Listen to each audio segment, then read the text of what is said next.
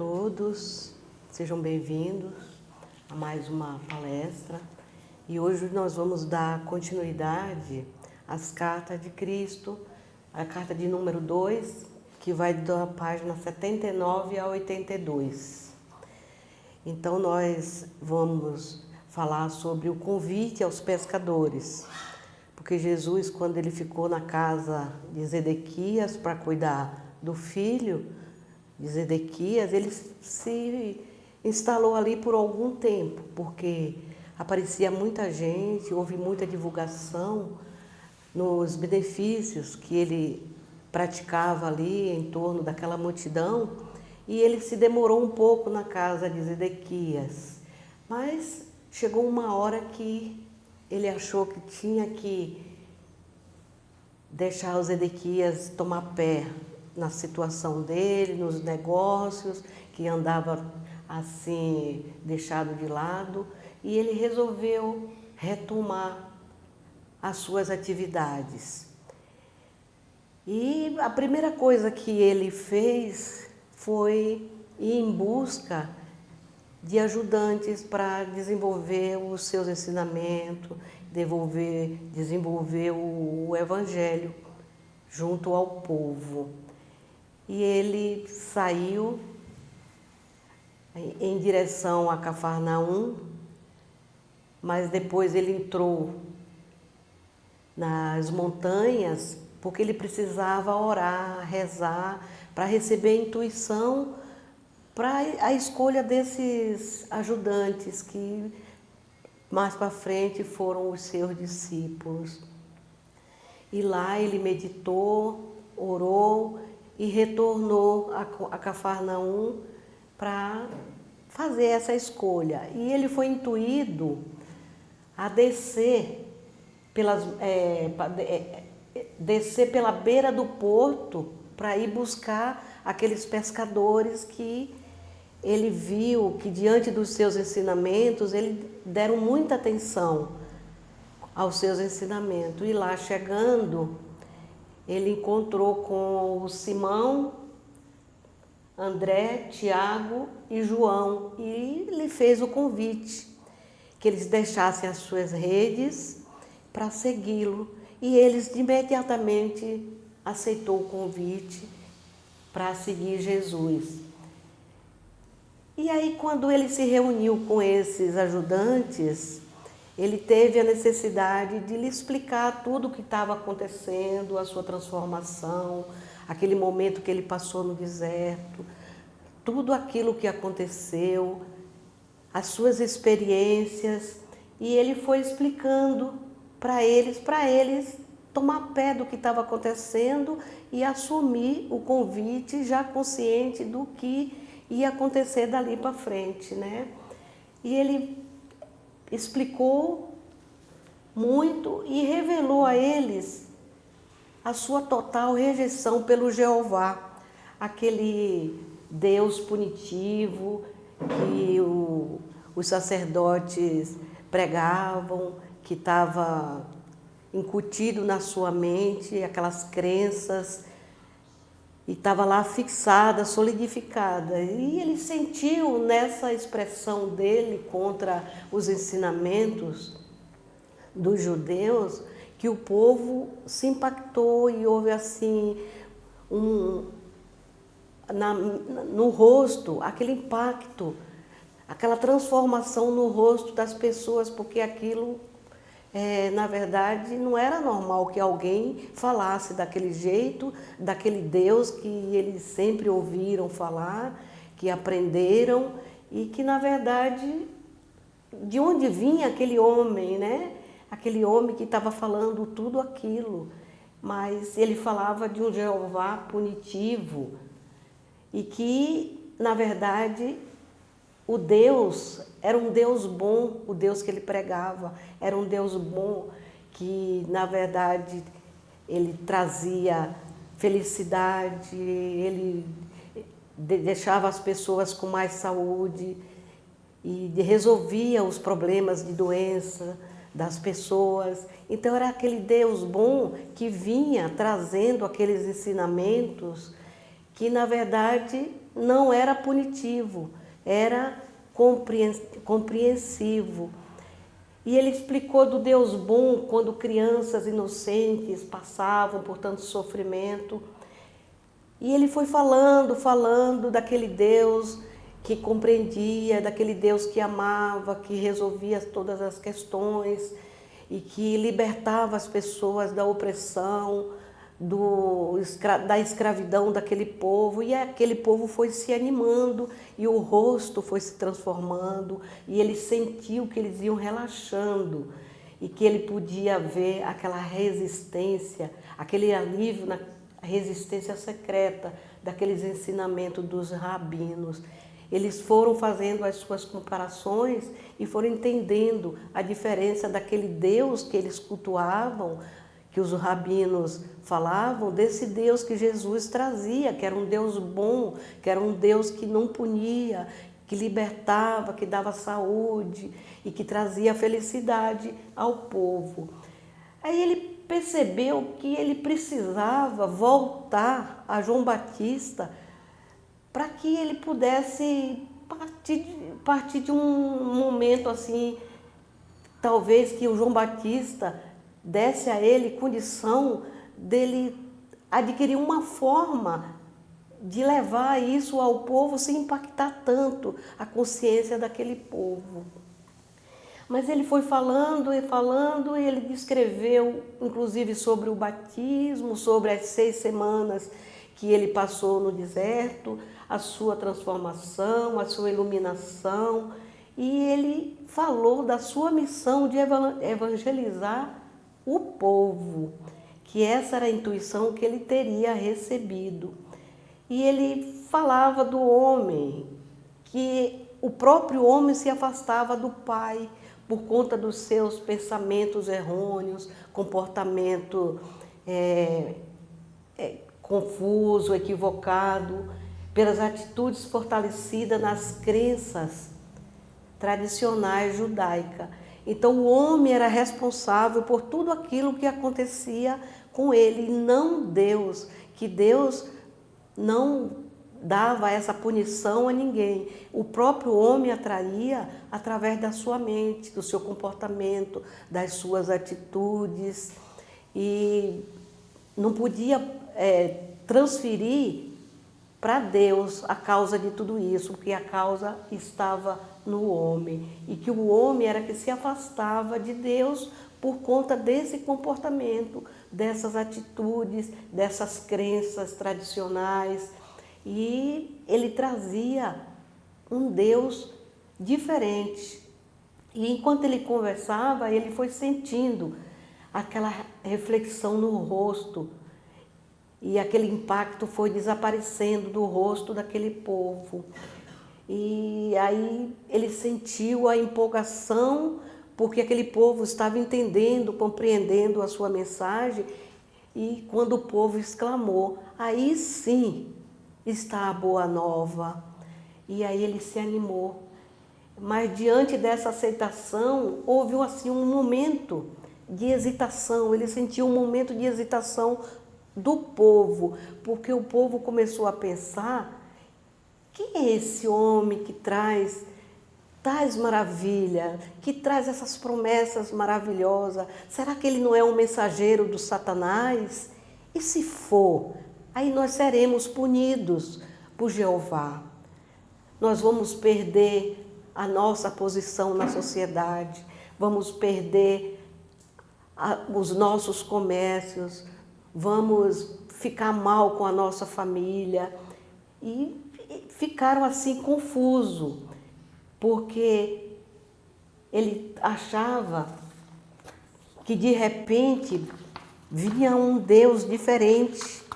um Deus com promessas maravilhosas. E aí ele sentiu aquele impacto quando ele pensou naquele Deus que os rabinos falavam de punição. Ele fala, e o que ele receberia em troca de tudo isso? Aí Jesus falava que ele não fazia nenhuma promessa terrena, que apenas ele falava, ele prometia o reino dos céus. na propagação desse evangelho, que ele não prometia coisas materiais, coisas terrenas, que resolvesse a situação de cada um, mas que cada um aprendia a atrair para si a confiança diante da sua mente, do seu comportamento, das suas atitudes, que através dessas mudanças é que ele ia atrair a cura, a prosperidade, a resolver toda a sua vida, a sua condição de vida. E que ele tinha certeza que onde quer que ele fosse, ele seria muito bem acolhido pelas pessoas, que ele só podia prometer a verdade de que o Pai e de que ele conhecia o Pai e que as suas necessidades seriam satisfeitas e manteria a saúde, que cada um ia experimentar o reino dos céus e, apesar de toda aquela dificuldade que ele ia enfrentar, mas ele sabia que seria compensado, porque Deus iria compensar a vida de cada um, dando saúde, proporcionando alimento e acolhida em qualquer lugar que ele fosse. E ele falou muito com esse povo da sua missão, da maneira como ele ia levar ao povo esses ensinamentos, porque de acordo com o que ele recebeu, a intuição, a iluminação e os poderes que ele recebeu lá no deserto, ele estava preparado para levar para o povo esses ensinamentos. E aí foi quando Jesus, depois que montou os seus ajudantes, que seriam esses 4 iniciais, e ele enviou esses 4 para as aldeias, para as vilas, para preparar o povo para depois Jesus chegar. E eles foram para a aldeia, foram para as vilas e falava para o povo de Jesus, esse missionário peregrino que estava chegando e que ia trazer ensinamentos, que ia transformar a mente de todos eles, e anunciou para eles que Jesus ia fazer curas, que eles trouxessem amigos, vizinhos, que se reunissem na praça para que ouvisse os ensinamentos do Mestre Jesus. E aí formou aquela multidão, naquela expectativa desse Jesus que ia chegar e que todo mundo queria saber o que ele ia ensinar, o que ele ia falar, as suas curas que ele prometeu fazer para o povo. E aí Jesus chegava, e ele comparava que antigamente, quando ele se reunia com esse povo, ele ia com a mão vazia, ele ia assim com um certo egoísmo, ele não estava assim completamente preparado, mas que hoje ele levava nas mãos aquela abundância de poder, de iluminação, de energia, para transmitir ao povo todos aqueles ensinamentos e para convencer aquele povo de um Deus bom e para aquele povo se desfazer daquelas crenças antigas, que ele sabia que ele ia ter muita resistência, ia enfrentar muitas resistências, mas ele estava preparado para aquela missão, porque ele era um missionário peregrino e que ele ia fazer esse trabalho em toda aquela região. Na verdade, Jesus nasceu, quando ele nasceu para ter um bom físico quando ele amadurecesse. Fortes traços, aquilino, uma inteligência notável, a facilidade para o riso, mas como muitos de nós, ele não cuidou dos seus talentos terrenos. E aí foi quando ele teve muita queda de humor, muita queda de atitude, mas depois daquela chegada no deserto, onde ele recebeu todos aqueles poderes, aquela iluminação, ele se transformou e hoje ele se considerava naquele momento apto a receber esse povo com atitudes novas, com pensamentos novos. E na hora dele ir para o deserto, o seu rosto, a sua maneira era abaixo do esperado. Mas como sua mãe cuidou muito bem dele, ele fez uso do conhecimento e da iluminação que lhe foram dados no deserto. E aí ele voltou a ser aquele homem que estava destinado a ser, com o físico moldado para aquela missão.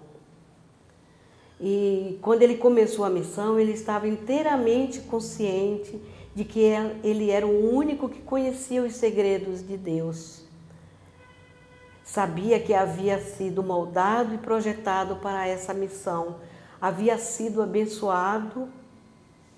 com energia física, vitalidade para falar e capacidade de conceber parábolas. Essas parábolas, ele sabia que ele ia transmitir os seus ensinamentos e nunca mais iriam ser esquecidos. E além disso, ele compreendia muito bem os seus companheiros, os seus discípulos, porque convivia com eles há muito tempo, conhecia suas esperanças mais profundas, seus medos mais desesperados, conhecia sua fragilidade e sabia da sua profunda compaixão com a população que vivia com medo, que vivia sobre o chicote dos fariseus e se inclinando diante das leis fiscais dos romanos. Ele conhecia a vida e o pensamento desse povo, porque ele já havia pensado esse pensamento, sentido esses sentimentos, sofrido suas ansiedades e sentindo impotência nas garras do governo romano.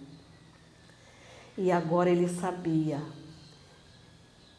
que esse sofrimento era desnecessário, porque ele conhecia a realidade da existência, a realidade do Deus universal, e que aquela promessa que ele fazia era baseado na certeza, na fé de um Deus que se transformava nele para ajudar o povo, que estava nele agindo, intuindo para que esse povo pudesse ser liberto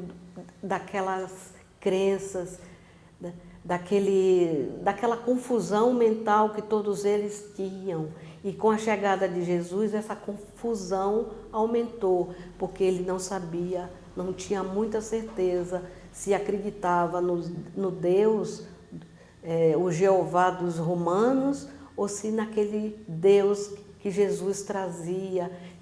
prometendo revolução do ser, prometendo felicidade, prometendo às pessoas o livre-arbítrio para escolher, para agir, sem medo de punição, sem medo de fosse castigado por um Deus como o Jeová que os romanos falavam. E na verdade ele tinha plena confiança de que poderia alcançar seu objetivo de levar a verdade às pessoas e assim ser instrumento da mudança na qualidade de suas vidas. E se ele sabia o preço que ele ia pagar, o preço elevado, mas ele estava disposto e preparado para enfrentar toda aquela situação, toda aquela missão que o momento exigia. Então nós vimos nas cartas do Cristo todos os ensinamentos que ele nos traz hoje a respeito do Deus verdadeiro, do Deus que cada um pode atrair para dentro de si, de acordo com a sua mente, o poder da sua mente, através do seu bom comportamento, das suas boas atitudes, da sua transformação. E a mente nossa, para ela ser elevada, nós precisamos de muita oração,